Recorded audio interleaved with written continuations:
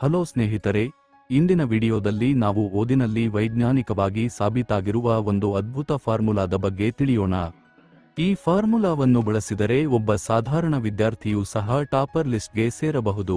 ಆದ್ದರಿಂದ ವಿಡಿಯೋವನ್ನು ಎಲ್ಲಿಯೂ ಸ್ಕಿಪ್ ಮಾಡದೆ ಪೂರ್ತಿಯಾಗಿ ನೋಡಿ. ಹೆಚ್ಚಿನ ವಿದ್ಯಾರ್ಥಿಗಳು ಮಾಡುವ ದೊಡ್ಡ ತಪ್ಪು ಏನೆಂದರೆ ತಮ್ಮ ನೋಟ್ಸ್ ಅಥವಾ ಟೆಕ್ಸ್ಟ್ ಬುಕ್ಗಳನ್ನು ಪದೇ ಪದೇ ಓದುತ್ತಲೇ ಇರುತ್ತಾರೆ.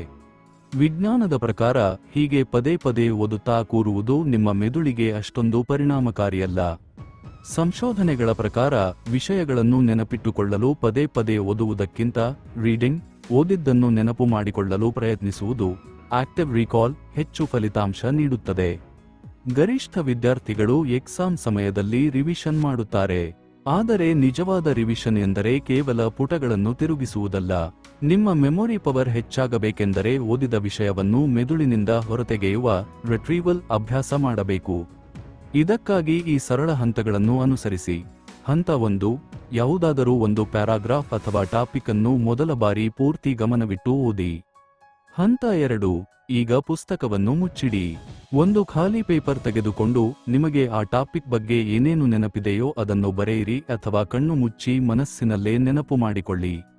ಹಂತ 3, ಈಗ ನೀವು ನೆನಪು ಮಾಡಿಕೊಂಡಿದ್ದನ್ನು ಪುಸ್ತಕದ ಜೊತೆ ಹೋಲಿಸಿ ನೋಡಿ. ನೀವು ಎಲ್ಲಿ ತಪ್ಪು ಮಾಡಿದ್ದೀರಿ ಅಥವಾ ಯಾವ ಮುಖ್ಯ ವಿಷಯವನ್ನು ಮರೆತಿದ್ದೀರಿ ಎಂಬುದು ಆಗ ನಿಮಗೆ ಸ್ಪಷ್ಟವಾಗಿ ತಿಳಿಯುತ್ತದೆ.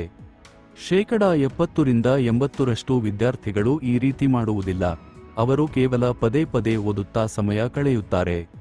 ಆದರೆ ಯಾರು ಓದಿದ್ದನ್ನು ಈ ರೀತಿ ನೆನಪು ಮಾಡಿಕೊಂಡು ಪ್ರಾಕ್ಟೀಸ್ ಮಾಡುತ್ತಾರೋ ಅವರು ಪರೀಕ್ಷೆಯಲ್ಲಿ 100ಕ್ಕೆ 100 ಫಲಿತಾಂಶ ಪಡೆಯುತ್ತಾರೆ. ನಿಮ್ಮ ಓದಿನ ಶೈಲಿಯಲ್ಲಿ ಈ ಬದಲಾವಣೆ ಮಾಡಿಕೊಳ್ಳಿ ಮತ್ತು ನೀವು ಕೂಡ ಟಾಪರ್ ಆಗಿ. ಈ ಮಾಹಿತಿ ನಿಮಗೆ ಇಷ್ಟವಾದಲ್ಲಿ ವಿಡಿಯೋ ಲೈಕ್ ಮಾಡಿ ಮತ್ತು ನಿಮ್ಮ ಗೆಳೆಯರೊಂದಿಗೆ ಹಂಚಿಕೊಳ್ಳಿ.